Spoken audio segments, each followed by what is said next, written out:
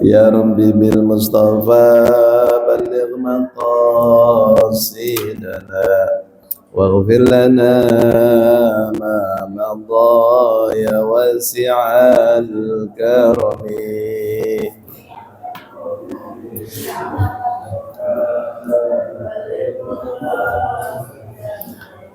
واغفر لنا ما مضى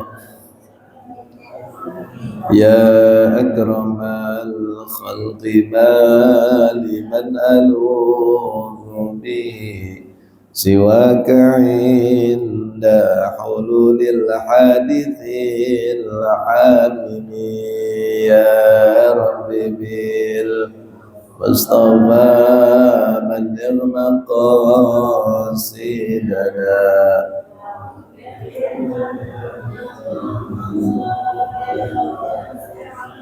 ولن يضيق رسول الله جاهك به إذ الكريم تجلى باسم منتقم يا رب بالمصطفى بلغ مقاصدنا ما مضى يا واسع فإن من جودك الدنيا وضرتها ومن علومك علم اللوح والقلم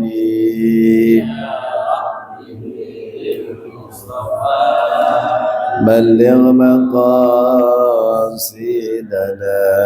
واغفر لنا ما مضى يا نفس لا تقنطي من التي عظمت إن الكبائر في الغفران كالأمم يا رب بالمصطفى بلغ مقاصدنا واغفر لنا ما مضى والآل والصحب ثم التابعين فهم أهل التقى والنقى والحلم والكرم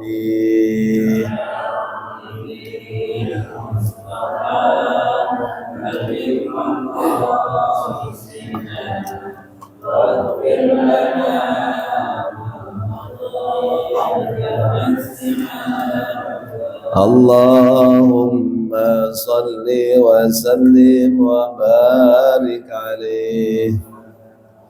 الفاتحة بنية القبول وتمام كل سر ومحمول صليشان ظاهر وباطن في الدين والدنيا والآخرة نافعة لكل شر جالبة لكل خير لنا ولوالدينا ولأهلنا ولأحبابنا ولمعلمينا ولأصحابنا ولمن أرسل إلينا بنية أن الله يفتح علينا بدعاء العارفين ويفقهنا بالدين ويعلمنا التأويل ويهدينا إلى سواء السبيل ويرزقنا كمال الإخلاص واليقين وبكل نية صالحة وإلى حضرة النبي محمد صلى الله عليه وسلم وعلى آله أزواجه وذرياته ولبيت الكرام ثم إلى أرواح العلماء العاملين والأولياء والصالحين وشهداء المرزوقين بما كانوا من مشارق الأرض إلى مغاربها خصوصا لمؤلف هذا الكتاب المبارك ثم إلى أرواح آبائنا وأمهاتنا وجدادنا وجداتنا ولقراباتنا ولمعلمين في الدين وللمسلمين والمسلمات والمؤمنين والمؤمنات أن نبلغ شهر الرحمة والمغفرة. الفاتحة. بسم الله الحمد لله رب العالمين الرحمن إياك نعبد وإياك نستعين صراط المستقيم.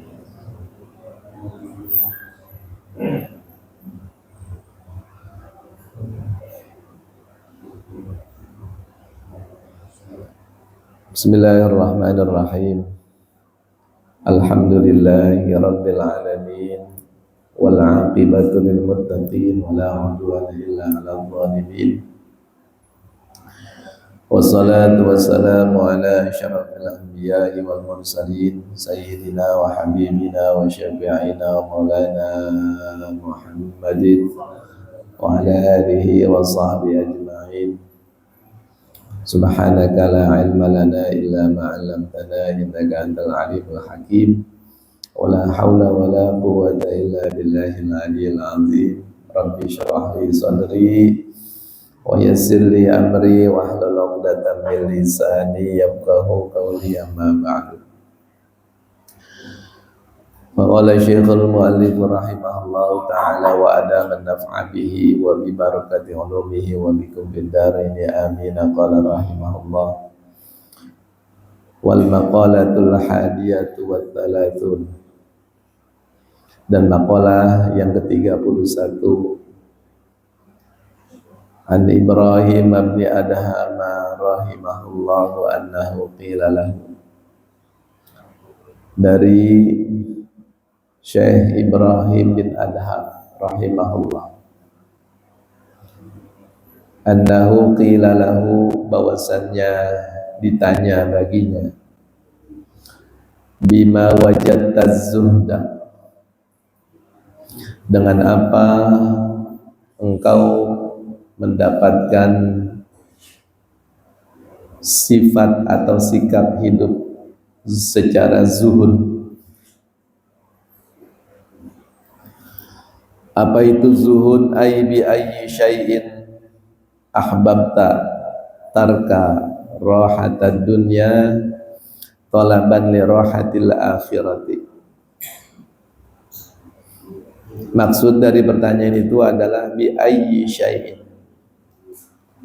dengan apa ahbabta engkau menyukai, tarka rahatad dunya, meninggalkan kesenangan dunia, talaban li rahatil akhirati, untuk mencari kesenangan akhirat. Jadi Ibrahim bin Adham ini, bapak-bapak dan ibu-ibu sekalian, adalah salah satu ulama tasawuf yang hidup di zaman tabi'in. Bahkan beliau termasuk ulama-ulama besar di bidang apa? Tasawuf. Namanya Ibrahim bin Adham. Ini banyak sekali beliau menyampaikan pandangan-pandangan agama terkait dalam bidang tasawuf. Beliau ditanya orang, bagaimana Anda bisa berperilaku zuhud? Zuhud itu maknanya lebih mendahulukan akhirat daripada dunia. Ya. Atau kalau bahasa umumnya, zuhud itu adalah meninggalkan dunia. Meninggalkan apa? Dunia. Meninggalkan dunia ini bisa arti secara lahiriah, benar-benar ditinggalin. Dunia itu hanya untuk menopang ibadah saja. Orang zuhud itu Pak bertingkat-tingkat. Kalau yang benar-benar zuhud itu, dunia itu hanya untuk ibadah saja. Dia punya duit 1 juta, butuh untuk makan saat itu misalnya hanya 50.000. Itu 950.000-nya diinfakkan di jalan Allah. Ya. Ingat ketika Nabi waktu mau meninggal kan ditanya Siti Aisyah, ya, apakah masih ada uang atau harta yang belum kau sedekahkan? Harta milik Nabi maksudnya. Kata Siti Aisyah, ada, enggak banyak, sedikit. Nabi kan sempat menegur, aku enggak mau kembali kepada Allah, masih mempunyai apa? Harta. Itu bisa begitu. Zuhud itu betul-betul meninggalkan, karena dia udah enggak khawatir dengan apa? Dengan dunia. sudah percaya betul kepada Allah. Ya, kalau kita kebanyakan sudah punya duit 1 miliar masih berpikir bagaimana punya 2 miliar. Sudah punya 2 miliar masih berpikir bagaimana punya 10. Yang udah punya 10 triliun masih pengen punya 20 triliun. Akhirnya menghalalkan segala cara. Itu yang dicegah gitu. Jangan sampai manusia tertipu dengan dunia. Dianggap dunia ini akan mengekalkan kehidupannya, sehingga secara ekonomi ini merusak tatanan ekonomi. Terjadinya korupsi, terjadinya kejahatan, perampokan, begal dan lain sebagainya. Itu karena apa? Karena kecenderungan terhadap dunia terlalu besar. Ya, Sayyidina Abu Bakar pernah waktu Nabi butuh dana untuk perang, Abu Bakar kasih berapa itu? Seluruh hartanya. Jadi sebetulnya zuhud ini sama seperti sikap-sikap lain ya, ikhlas, tawakal. Artinya zuhud itu, ikhlas itu adanya di mana, Pak? Di hati, bukan di mulut. Jadi ini yang mewarnai kehidupan. Sejatinya adanya di mana? Di hati. Kalau kata Imam Ali karamallahu wajhah, letakkan dunia di bawah telapak kakimu, jangan di dalam hati. Artinya apa? Orang zuhud boleh kaya, tapi dia tidak merasa kaya, karena itu titipan siapa? Titipan Allah. Itu maksudnya begitu. Titipan Allah, dari Allah kembali kepada, sehingga ketika kehilangan dia nggak menderita.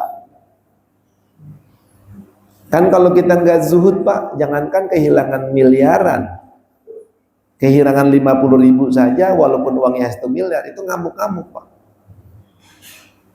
Karena dunia itu ada di mana? Di hatinya gitu. Terlalu melekat.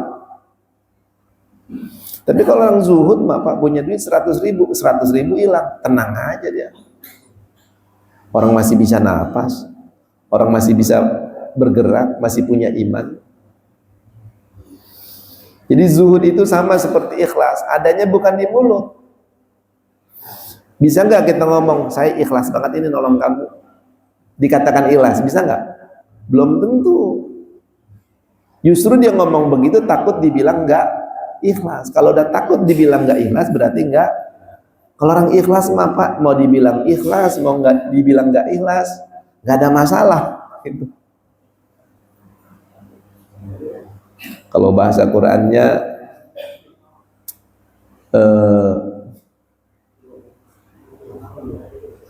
innama nut'imukum liwajhillah la nuridu minkum jazaa'a wala syukura. Katakan Muhammad, kalau kamu memberi sesuatu itu, memberikan makan misalnya, katakanlah innama nut'imukum liwajhillah. Katakan kepada dirimu, aku memberikan ini karena mengharap ridha, la nuridu minkum jazaa'a wala syukura. Kami tidak mengharapkan selain itu. Jazaa'a wala syukura, baik balasan, kalau kita berbuat baik, udah nggak ngarepin balasan, Pak. Wala syukura, bahkan tidak mengharapkan ucapan terima kasih. Kadang kita, Pak, nolongin orang, susah orang itu, kita bantu maksimal, kemudian dia nggak ngucapin terima kasih, suka dongkol nggak, Pak? Ini orang nggak ada terima kasihnya banget. Berarti kita pasti mengharap apa itu? Terima kasih. Dan itu akan bikin kita susah. Karena nggak semua orang itu sesuai dengan apa yang ada di pikiran kita. Orang itu beda-beda. Tapi kalau orang ikhlas mau terima kasih, nggak mempengaruhi kebahagiaannya, ya. Begitupun ketika dia tidak berterima. Ini penting banget, Pak. Makanya Buya Hamka itu, walaupun dia bukan kalangan tradisional ya, itu nulis buku judulnya apa, Pak? Tasawuf modern. Tasawuf apa?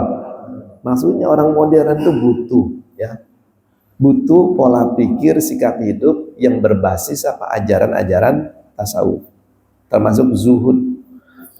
Zuhud ini Pak, ada syukur, enggak ada tetap bersyukur.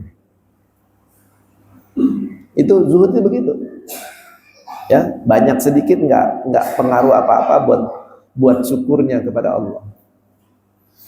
Ya, jadi enggak mesti dia miskin, enggak harus dia kaya.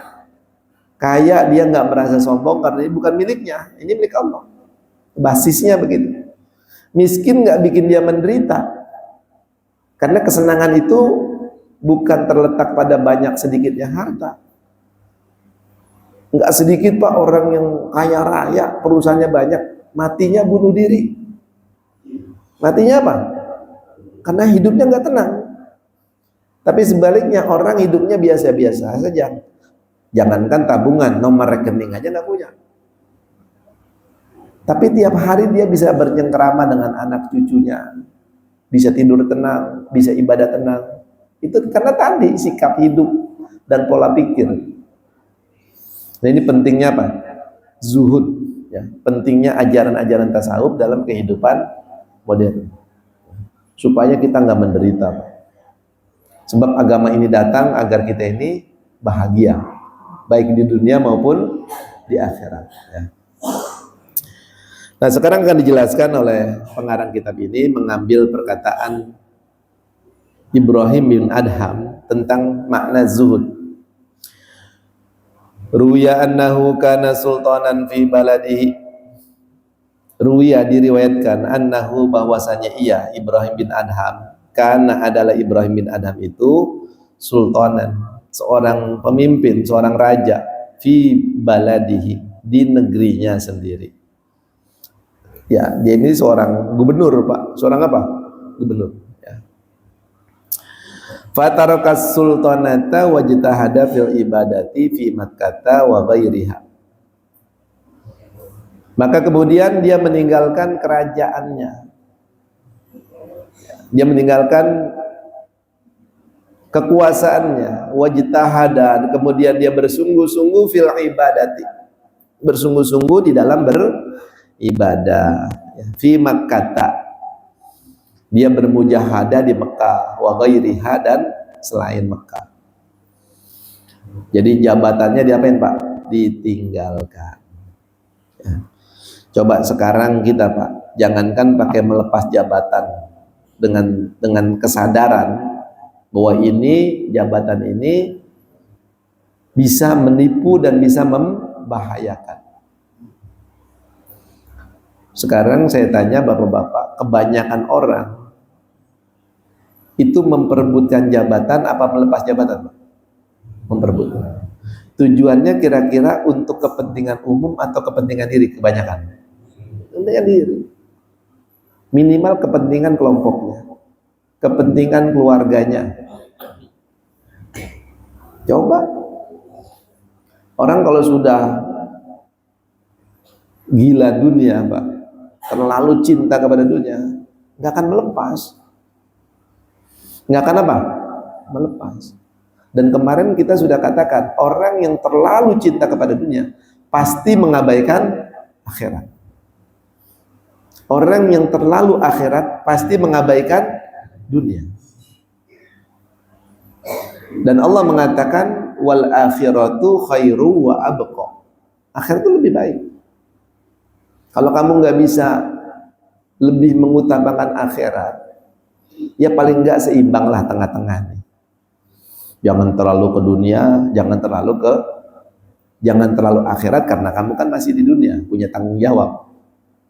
Jangan terlalu ke dunia, apalagi kamu kan bakal mati. Dan mati itu kita nggak tahu Pak. Mati itu nggak mesti tua.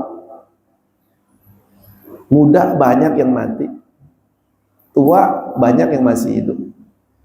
Pokoknya mati itu misteri gitu. Tapi kita setiap saat harus siap apa? Mati. Supaya mati itu husnul khotimah, berakhir dengan indah. Itu yang sangat penting. Sebab apa? Innamal amru bil khawatim. Apapun yang dilihat itu Pak akhirnya. finishnya orang jahat, tidak baik ya, dari muda sampai tua, begitu mau mati Pak, nggak lama, 3 hari mau meninggal dia taubat. Ini berarti dia dapat rezeki. Sebaliknya Pak, dari muda ibadah, rajin, berbuat baik, mau mati nyala-nyalahin Allah. Ini ngapa ya? Saya dari muda ibadah, kok dibikin sakit begini? Nggak adil Allah ini. Allah dibilang nggak apa Pak? Adil. Padahal subhana rabbika rabbil izzati amma yasifun. Bersihkan Allah dari pikiran-pikiran jelek kita. Karena Allah Maha Suci. Itu kan menurut persepsi kita aja Allah nggak adil. Hakikatnya nggak ada. Rabbana ma khalaqta hadza batil. Subhanak. Nah itu seperti itu. Ini yang harus betul-betul kita jadikan apa? Jalan untuk menata hidup kita. Ya. Di jabatan itu Pak, boleh, bukan malah kita disuruh. Kalau kita punya kapasitas, ya lihat kezaliman, maju jadilah pemimpin. Cuma bekali diri dulu. Jangan kamu nanti hanyut dalam kekuasaan. Ya. Udah 10 tahun aja kadang-kadang masih pengen lagi Pak. Rata-rata tuh nggak ada orang yang pengen, saya pengen 1 periode aja, jarang Pak. Kalau perlu dirubah itu undang-undang, ya supaya bisa apa? Lanjut. Itu pokoknya wamal hayatud dunya illa mata'ul ghurur. Kehidupan itu menipu. Makanya kita harus punya sikap hidup. Boleh kaya, tapi kekayaan itu ada di luar hati kita. Kekayaan itu untuk kebahagiaan di akhirat. Kekayaan itu untuk menolong orang. Kekayaan itu untuk kemaslahatan. Seperti yang dilakukan oleh para sahabat. Itu sahabat Nabi Pak, yang miskin itu kehitung. Rata-rata apa? Kaya. Abu Bakar Siddiq, Utsman bin Affan, Umar bin Khattab. Umar bin Khattab Pak, dia meninggal tuh asetnya dihitung sekarang 22 triliun. Kaya, tapi bajunya compang-camping. Utsman bin Affan itu Pak termasuk sahabat yang paling kaya selain Abdurrahman bin Auf. Tapi kalau makan Pak, nggak pernah pakai lauk yang enak. Makan cuma pakai roti sama cuka. Cuma kalau menjamu orang miskin seperti menjamu para pejabat. Makan. Dianya sendiri makannya apa Pak? Roti sama cuka. Udah terbiasa jadi gaya hidup gitu. Jangan baru kaya dikit, flexing. Ini arahnya ke sana ya. Jadi gaya hidup dan pola hidup. Nah dia ini asalnya raja, dia tinggalkan. Ini kan buat teladan, buat contoh. Apalagi dia mengawali hidupnya dari kehidupan yang gemerlap, ya. Pejabat dihormatin, dilayanin, ya. Tapi diapain? Ditinggalkan. Wa fir risalatil Qusyairiyati huwa Abu Ishaq Ibrahim ibnu Mansurin min Qurati Balkhin. Wa fir risalatil Qusyairiyah, di dalam kitab Ar-Risalah Al-Qusyairiyah. Ini kitab abad-abad ketiga Pak. Pengarangnya Imam Qusyairi. Kitab tasawuf awal, jauh lebih dulu daripada Imam Ghazali. Ya. Dia karangan tabi'in, ya. Imam Qusyairi namanya. Huwa Abu Ishaq Ibrahim bin Mansur. Kata Imam Qusyairi, Ibrahim bin Adham itu adalah namanya Abu Ishaq Ibrahim bin Mansur. Min Qurati Balkhin, dari daerah yang namanya Balkhi. Ini satu tempat. Karena min abna'il muluki, adalah Ibrahim bin Adham itu termasuk dari anak-anak raja. Dia keturunan apa Pak? Keturunan raja. Fa kharaja yauman mutasayyidan fa athara tha'laban aw arnaban. Fa kharaja, maka satu waktu dia keluar. Fa kharaja yauman, satu hari dia keluar. Mutasayyidan, tujuannya untuk berburu. Tujuannya apa? Berburu. Fa athara ta'laban au arnaban, maka dia berburu serigala atau dia berburu kelinci. Wa huwa fi talabihi, dan dia dalam keadaan berburu itu, fahatifa bihi hatifun, maka dia mendengar suara. Ya. Jadi Pak, kita ini sebetulnya setiap detik, bukan hanya setiap hari, ada suara di dalam pikiran dan hati kita. Cuma suara itu kadang terdengar, kadang tidak terdengar. Betul nggak Pak? Bapak berhenti suara itu kadang-kadang cuma dalam keadaan tidur saja. Ya, kadang-kadang aja tidur masih kedengeran itu, ke bawah mimpi. Ke bawah apa? Ke bawah mimpi. Nah. Makanya bapak-bapak dan ibu-ibu sekalian, ya, kita harus bisa, ya, apa namanya, ya, memperhatikan suara-suara itu. Fa'alhamaha fujuraha wa taqwaha. Itu suara kadang-kadang mengajak kepada apa Pak? Maksiat. Kadang mengajak kepada kebaikan. Itu dikasih itu, wa nafsi wa ma sawaha fa'alhamaha fujuraha wa taqwaha. Ada suara itu kadang-kadang kuat, ada kadang-kadang lemah. Ada kadang-kadang ada tapi tidak terdengar.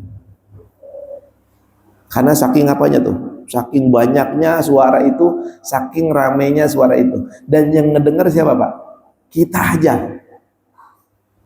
Ada namanya suara hati, ya. Ada namanya suara dalam pikiran. Orang lain nggak dengar. Nah ini ketika dia berburu, dia dengar suara nih, ya. Suara yang begitu apa? Kuat, ya. Bagaimana suara itu? Ya Ibrahimu alihadza khuliqta. Wahai Ibrahim, alihadza khuliqta. Apakah untuk ini engkau diciptakan? Coba Pak, sekali waktu kita kalau lagi sibuk dalam permainan, hura-hura, mesti ada satu waktu suara itu.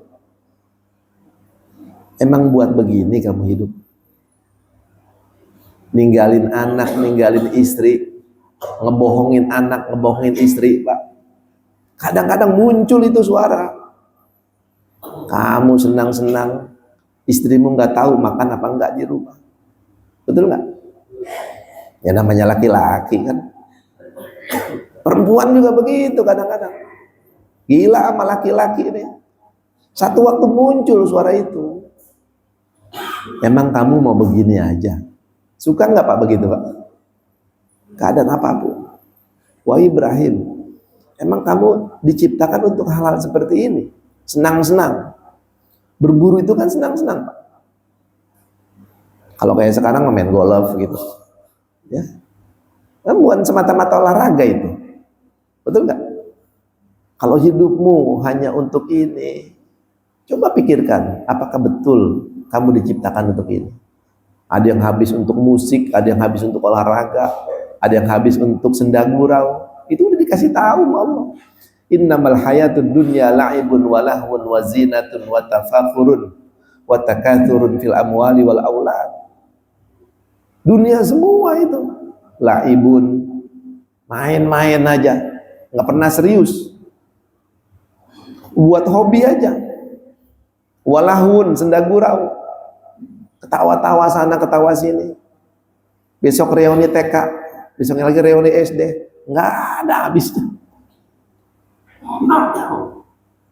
Wazinatun, yang namanya dunia itu tempat berhias, menghias rumah, aksesori mobil, aksesori kendaraan, pakaian.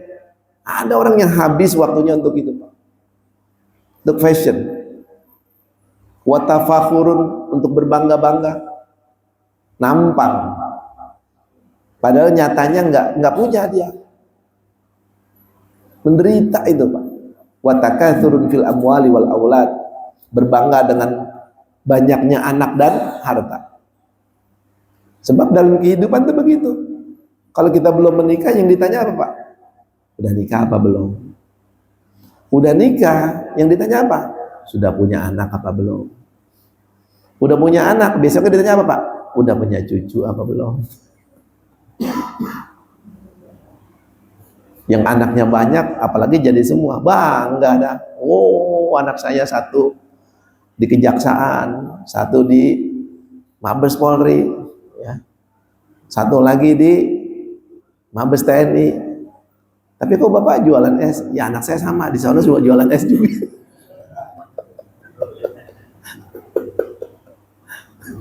Itu jualan es aja masih bangga. Kira jadi pejabat gitu, ya. Katanya jualan. Itu watakatsur fil amwali wal aulad. Kita kalau hidup begitu menderita, Pak. Sebab apa? Yang kita butuh ini sekarang adalah oksigen buat napas. Bapak harta banyak tapi napas nggak bisa. Itu menderita nggak? Menderita. Yang kita butuh tuh air untuk minum, bertahan hidup. Yang kita butuh tuh makan. Itu makan pun nggak banyak. Bapak diajak makan ke tempat yang paling enak, tetap aja makan paling banyak sepiring setengah. Apalagi udah tua-tua begini. Coba disuruh makan 10 piring, menderita. Betul apa betul? Tapi yang dikejar itu, dikejar yang nggak pasti gitu. Mengejar kekayaan, pasti kaya nggak? Enggak. Mengejar kesehatan, pasti sehat nggak? Enggak. Tapi yang nggak dikejar Pak, kematian. Mengejar-ngejar kamu kematian. Yang pasti nggak diperhatikan, yang tidak pasti dikejar-kejar. Itu kita diingatkan itu Pak. Kamu itu mati itu pasti. Akhirat itu pas. Nikmat kubur itu pasti. Munkar nakir itu pasti. Itu kan ucapan orang talqin Pak.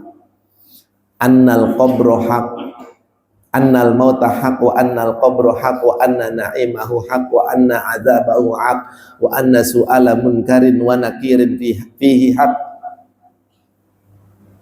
wa annal ba'tha haq, wa anna naru haq, wa annal jannata haq. Semua pasti. Tapi kita fokus sama sesuatu yang enggak pasti. Ya. Yang pasti jabatan cuma satu Pak. Lurah nggak pasti, gubernur nggak pasti, presiden nggak pasti. Yang pasti cuma satu, camat aja pasti itu. Camat itu pasti Pak. Calon apa? Calon mati. Itu yang harusnya kita fokus. Surga itu pasti, neraka itu pasti. Ya, tapi kita fokus sampai nggak pasti itu. Dikejar habis-habisan Pak. Sampai kadang-kadang badannya menderita. Nah itu dengar suara alihadza khuliqta am bihadza umirta. Apakah dengan ini kamu diperintah sama penciptamu?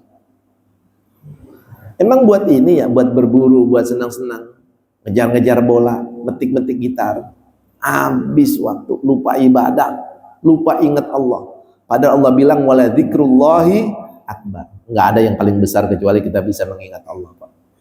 Itu. Jadi Bapak bisa sholat subuh tadi itu Masya Allah Pak. Itu udah nikmat yang luar biasa. Karena banyak orang jangankan sholat subuh, menyebut nama Allah aja nggak diizinin Pak. Sampai mati. Wa makana li nafsin an tu'mina illa biidnillah. Tidak ada satu orang pun dia bisa beriman kepada Allah kecuali atas izinnya.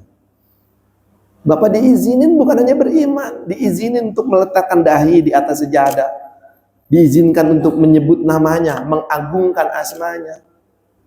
Masya Allah.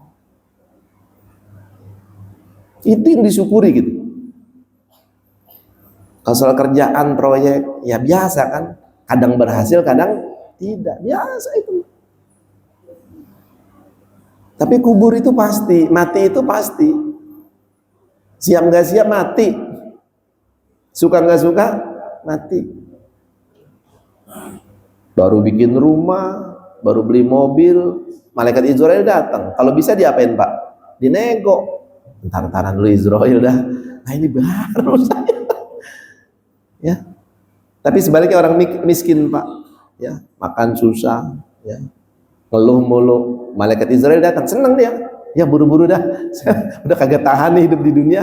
Kan bisa begitu. Itu diantara hikmah orang miskin. Kalau kamu kaya nggak mau mati kan, nggak siap mah. Tapi kalau miskin kadang-kadang itu buru-buru dah mati dah. Apalagi udah miskin, suaminya kawin lagi, oh udah dah, habis dah. Mati aja udah mati. Maaf ya Bu. Tsumma hatifa bi aidon min qarbusi sarjihi, kemudian terdengar suara lagi dari pelana kudanya, wallahi ma li hadza khuliqta, demi Allah, ma li hadza khuliqta, apa untuk ini engkau diciptakan. Jadi dia dengar suara itu dari berbagai penjuru Pak, padahal suara itu ada di mana? Ada di dalam diri kita, ya. Itu yang disebut kadang-kadang suara hati nurani, ya, pikiran-pikiran jernih. Itu kadang-kadang kita jangan abaikan itu. Pasti tiap orang ada itu, baik kaitannya dengan kehidupan dunia maupun kehidupan akhir. Ya kalau kehidupan dunia namanya ide, ada ide kuat, harus begini, harus begitu. Semakin kita mendengarkan suara-suara itu Pak, semakin kita dimudahkan untuk bisa mana yang benar, mana yang nggak benar. Cuma kadang-kadang kita nggak kepikiran, ya. Suara ada tapi kita tidak mendengarkan. Kemudian wala bihadza umirta, dan bukan dengan ini engkau diperintah. Jadi ada suara yang bertanya, ada suara yang sepertinya bukan untuk ini ya saya diciptakan. Ada kesadaran, namanya apa? Kesadaran, ya. Fanazala an dabbatihi, kemudian Ibrahim bin Adham turun dari kendaraannya, dari kudanya. Wa sadafa ra'iyan li abihi, kemudian dia bertemu seorang pengembala yang bekerja untuk orang tuanya. Fa akhadha jubbata lirra'i, kemudian dia mengambil jubah pengembala itu, ya. Pengembala Pak, jubahnya pakaiannya ya jelek, ya biasa gitu maksudnya. Beda sama jubah raja, baju lah gitu. Baju pejabat sama orang biasa sama apa enggak Pak? Beda. Sama-sama batik, cuma kualitasnya beda. Ya kalau batik kita mah kadang-kadang 100.000 3 gitu, ya, beda. Nah bajunya si pengembala diambil, ya, baju dia diberikan kepada penggembala. Itu awal dia berubah kehidupannya, ya.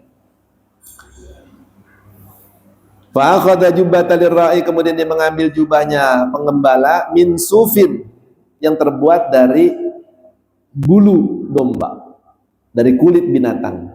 Makanya ilmu ini disebut tasawuf, orangnya disebut sufi. Sufi itu salah satu artinya adalah apa Pak? Kulit yang digunakan untuk baju, ya. Jadi nggak pakai sutra, nggak pakai katun, yang dipakai itu Pak menunjukkan apa? Kesederhanaan, ya, kesederhanaan, baju yang sederhana, ya, suf, ya. Wala bisaha, kemudian dia pakai itu, wa atahu farsahu, kemudian dia serahkan, dia kasih itu kudanya kepada pengembala. Saya minta bajunya, ya Dek, ya kamu pakai semua yang saya bawa. Dikasih Pak, diapain? Karena dia mendengar suara yang begitu kuat di dalam hatinya, ya. Wa ma ma'ahu, dan apa yang ada padanya. Tsumma innahu dakhalal badiyata, kemudian setelah itu dia masuk ke padang pasir, ya. Tsumma dakhala Makkah, kemudian dia masuk ke Mekah. Wa sahiba biha Sufyan Tsauri, kemudian Sufyan Tsauri menemani dia, membimbing Ibrahim bin Adham. Ini kan min kibari tabi'in, Sufyan Ats-Tsauri, Hasan Al-Basri, ya. Kemudian ya itu tadi namanya Sufyan Az-Zunnun Al-Misri, itu pembesar-pembesar dari kalangan apa? Tabi'in, ya. Yang makomnya imam semuanya itu, ya. Wal Fudail bin Iyad, sama Fudail bin Iyad, ya. Wa dakhala Syama wa mata biha. Dalam perjalanan hidupnya dia pernah tinggal di Syam dan meninggal di sana, di Syam itu, ya. Wa kana yaqulu min amali yadihi, dan dia makan dari pekerjaan tangannya sendiri. Jadi bukan tangan orang, tapi tangannya sendiri. Bukan dari pajak, bukan dari retribusi, bukan dari narikin uang masyarakat, uang rakyat seperti dulu yang dia lakukan. Dia bekerja dengan tangannya sendiri. Kadang-kadang Pak, yang namanya uang pajak, retribusi benar-benar dipakai buat kemaslahatan apa enggak? Enggak. Makanya orang-orang itu kadang malas bayar pajak kan begitu. Ya, bayar pajak duitnya enggak ketahuan. Ya. Setelah dia berubah hidupnya, ya berubah dia. Dia makan dari hasil tangannya. Ya, di antaranya apa? Mithlul hasadi. Seperti dia makan dari hasil bertani, ya. Kemudian wahifdil basatini, atau dia menjaga apa? Kebun-kebun, ya. Wa ghairi dzalika, dan selain demikian itu, ya. Jadi begitu dia tinggalkan kehidupan yang mewah, ya, dia bekerja sendiri, ya, jaga kebun, ya, kadang-kadang tanam tanaman, ya, itu dia makan dari sana, ya. Kalau dalam tasawuf makan aja hati-hati, ya.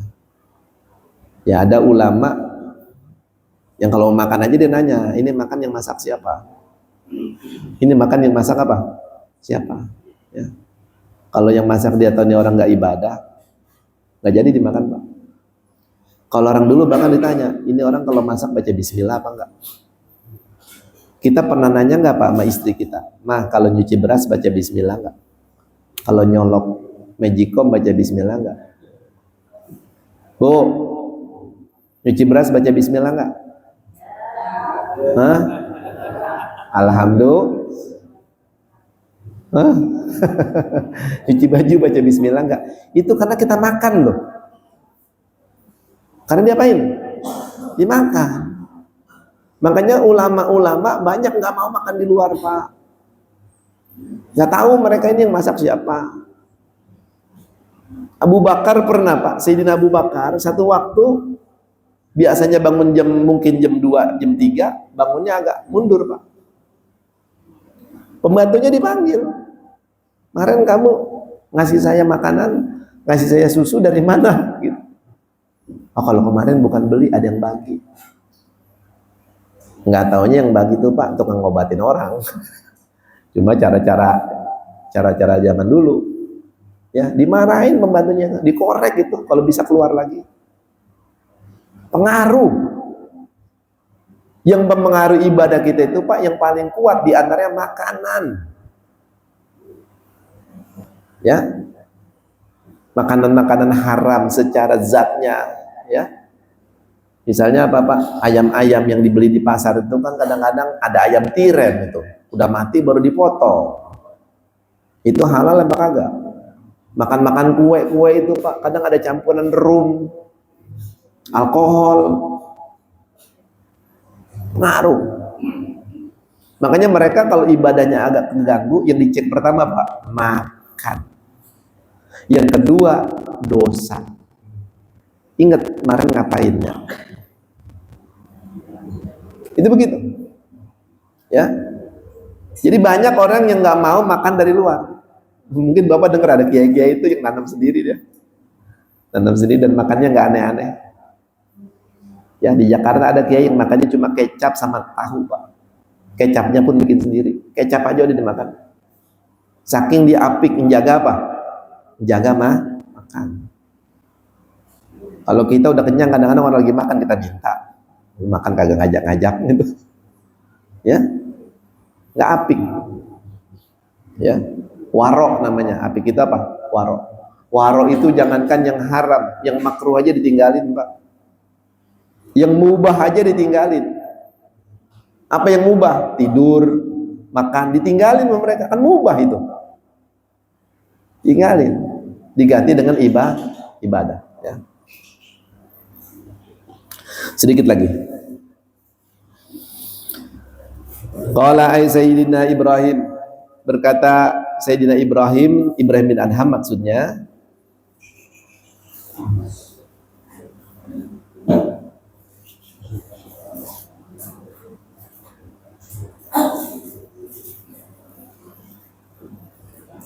dia ditanya ya,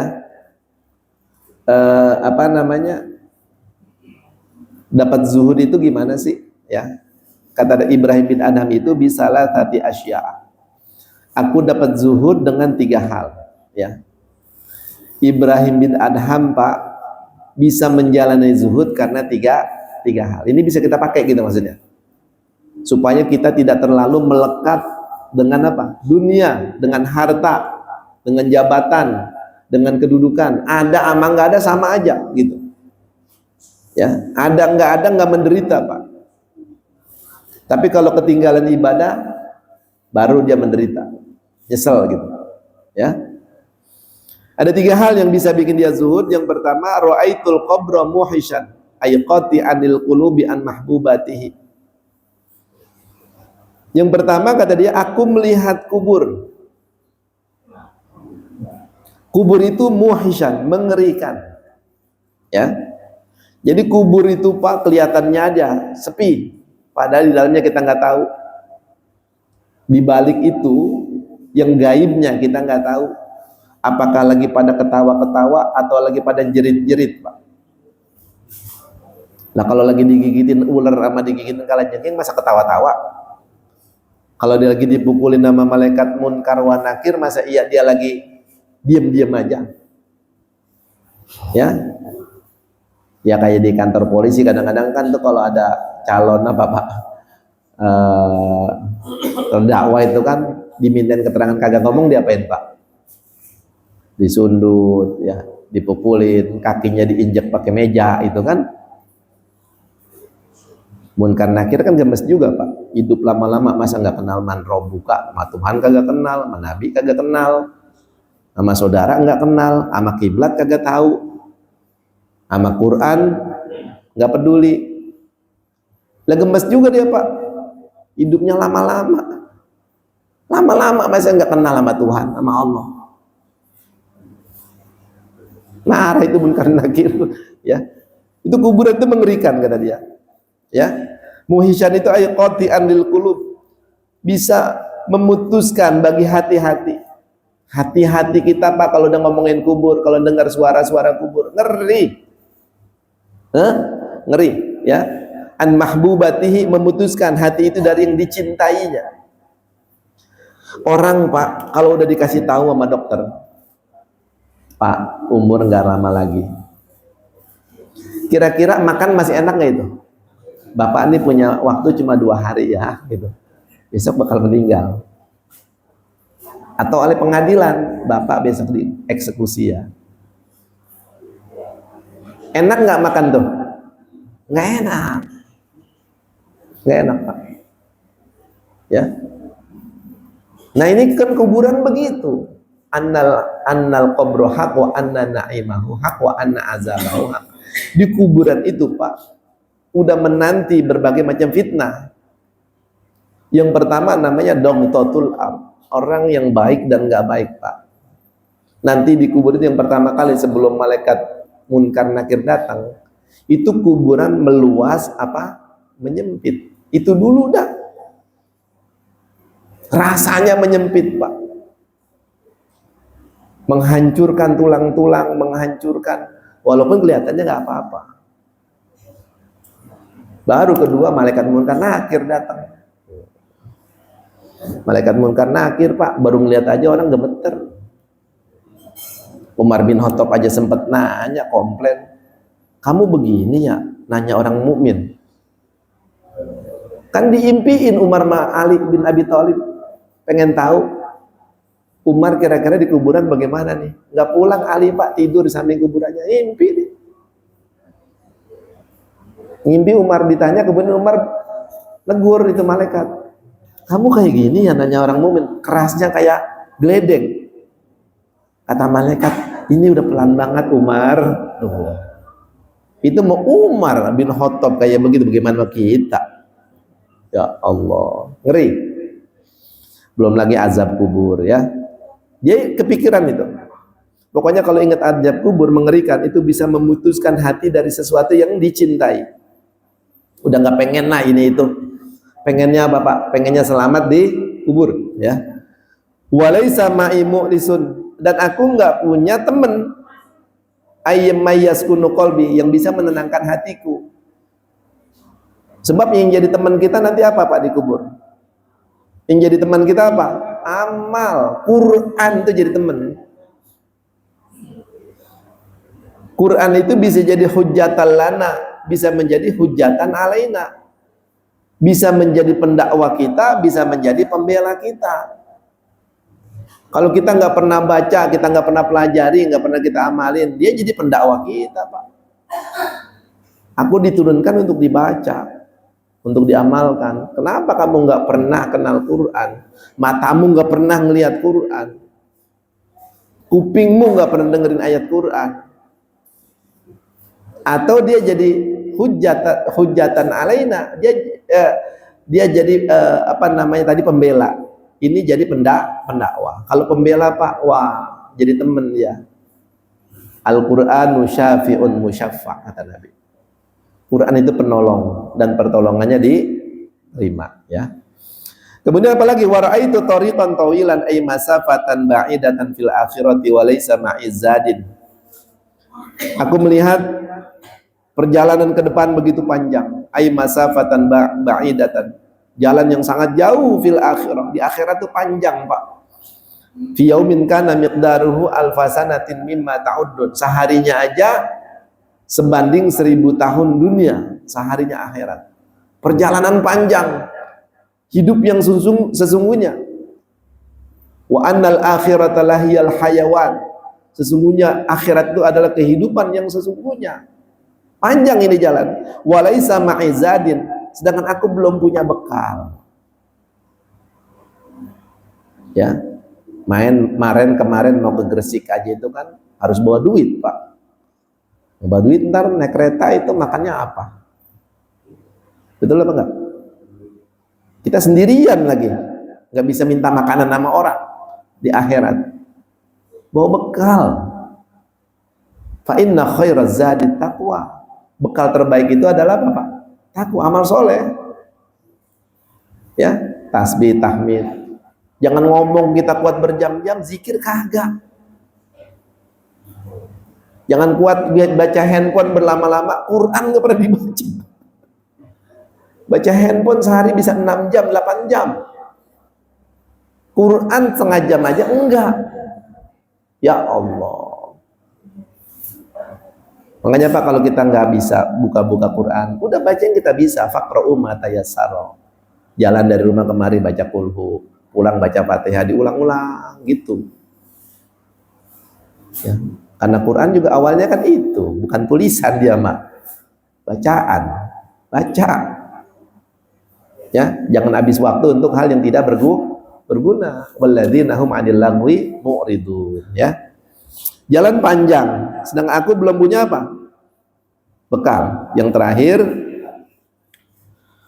wa ra'aitul jabbaro, aku melihat Allah yang maha jabbar, yang maha perkasa ya. Ay alladzi yukhirul ibad, Allah itu memaksa hamba-hambanya. Jangankan Allah Pak, ada petugas datang ke rumah bawa kita, kadang ada yang bisa ngalangin.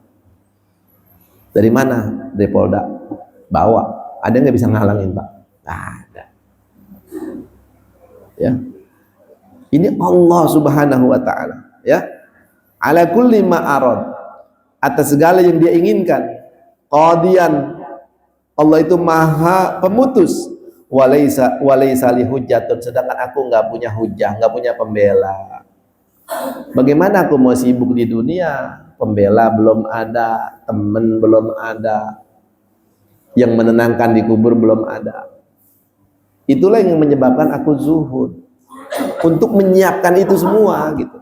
Menyibukkan diri untuk menyiapkan teman di kubur, teman di akhirat, pembela di padang mahsyar. Karena dia sudah berpikir jauh.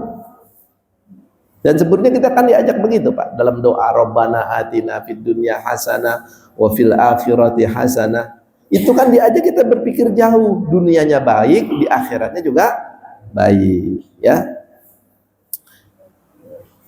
Aimaya dulu ala sihati dakwaya. Namanya hujah itu adalah sesuatu yang menunjukkan atau membuktikan atas benarnya apa yang saya dakwakan, apa yang saya sampaikan di hadapan Allah Subhanahu wa ta'ala. Di dunia aja Pak kita butuh lawyer kalau ada masalah hukum, apalagi di akhirat. Siapa lawyer terbaik Pak? Amal kita. Ya, lawyer terbaik itu termasuk Al-Qur'an. Ya. Nah itu demikian Pak kesimpulannya. Ini tentang zuhud. Zuhud itu adalah sikap hidup, ya. Meletakkan dunia bukan di dalam hati. Dunia bukan segala-galanya. Kehilangan dunia bukan segala-galanya.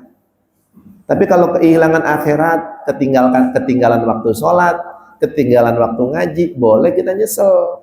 Karena itu bakal jadi bekal di akhirat, pembela kita di akhirat. Itulah dari penjelasan tentang zuhud. Ya, silakan yang mau bertanya sebelum kita tutup. Pak Haji, silakan. Ya.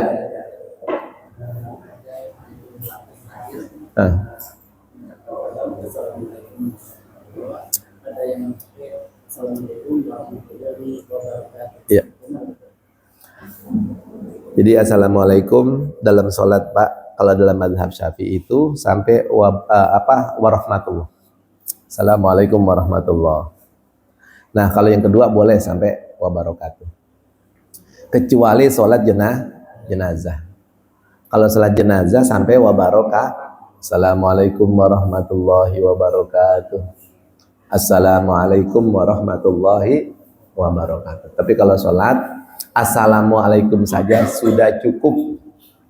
Tapi bagusnya assalamualaikum warahmatullahi. Ya. Yang kedua baru boleh ditambahin assalamualaikum warahmatullahi. Ya kalau sholat jenazah dari pertama assalamualaikum warahmatullahi wabarakatuh. Karena itu salah satu hadis yang diambil seperti itu. Ya kata Nabi shollu kama ra'aitumuni usolli. Sholat, lakukan sholat sebagaimana kalian melihat aku sholat.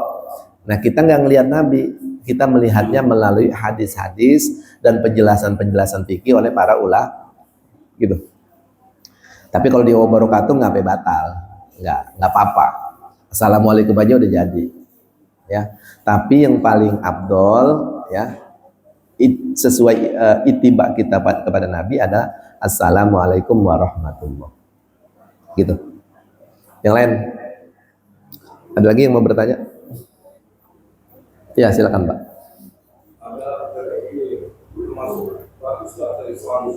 Ya.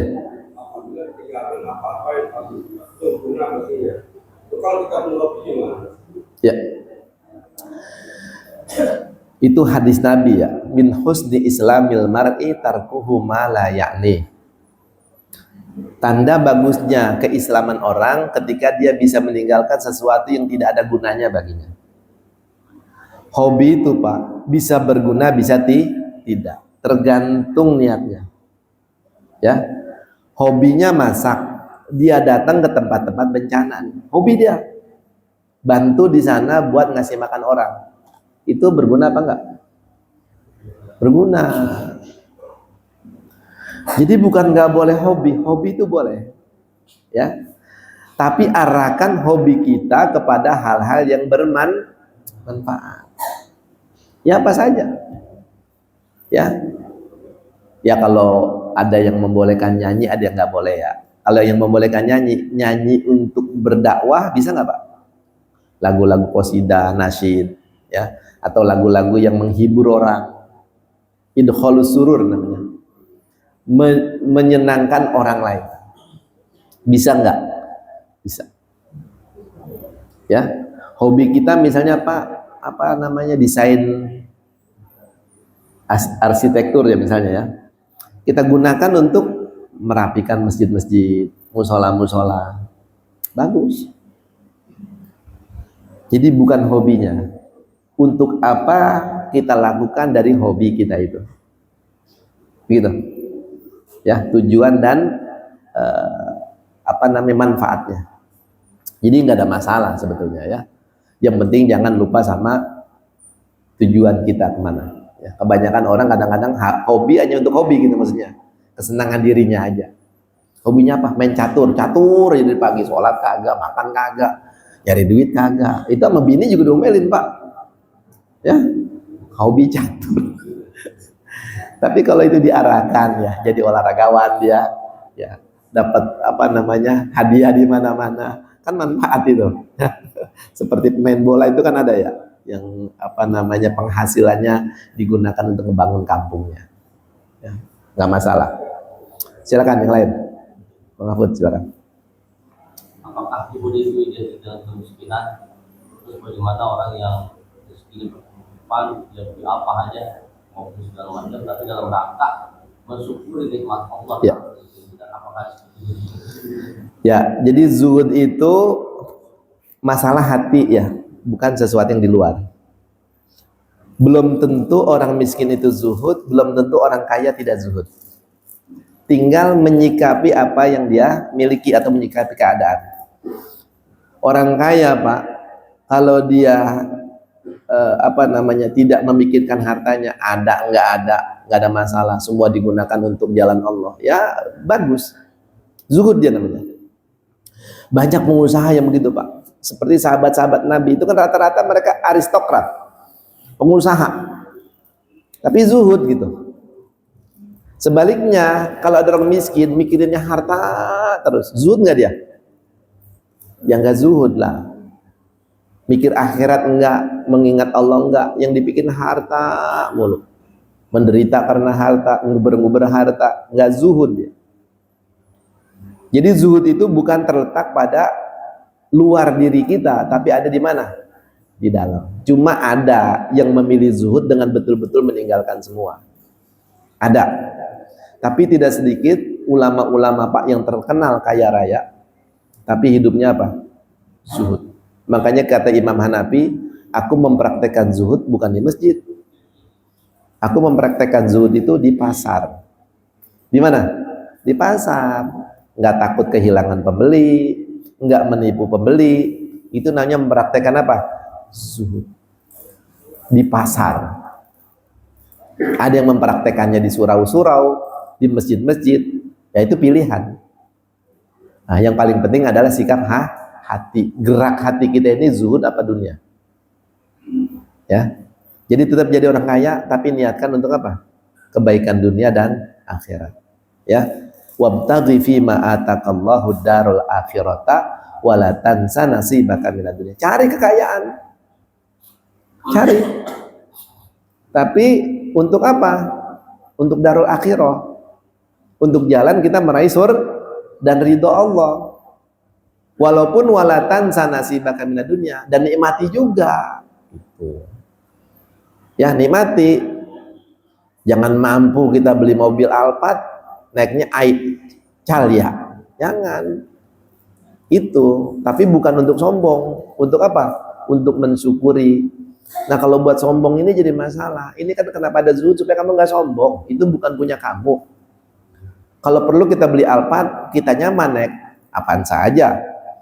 Ya, kalau ada orang miskin sakit kan dia belum pernah naik Alphard, kita kan udah bosan kasih Alphard gitu. Ya, ada orang miskin mau jalan-jalan ziarah misalnya kan, kasih. Ya. Iya. Itu baru namanya zuhud. Jangan dibalik, makanan sisa kasih orang miskin.